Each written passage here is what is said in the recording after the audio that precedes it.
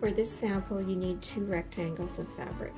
Take your rectangles and pin them with the right side on the outside and the wrong side together. This is opposite what you would normally do, but this is how you would start a flat felled seam.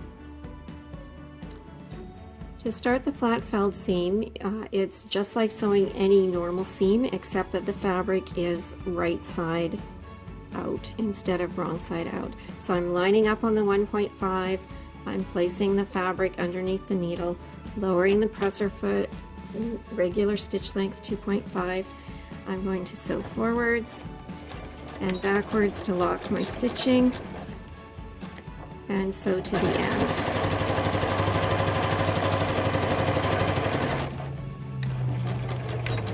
And lock my stitching at the end. Lift the presser foot, trim the threads. So we're going to first press this exactly like it was sewn on both sides. We'll set our stitching and flatten the stitching. And then you're going to open this and press the seam open. Nice and flat.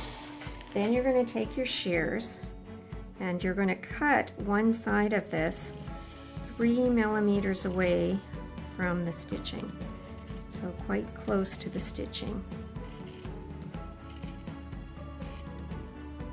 Now I'm going to take the longer side and I'm going to fold it to meet the seam here and press that. And again, be careful with your fingers, because if the iron is shooting some steam, you could easily burn yourself doing this.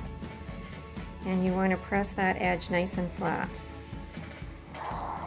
Steam helps with this as well. You want to make sure there's some water in your iron so it will create steam. Now I'm going to take this folded edge and I'm going to actually fold it over top of the edge that I trimmed previously and cover that edge up. And so now you can see my seam that I sewed earlier, and that's going to be one side of the flat felled seam. Almost burned my finger on the steam there.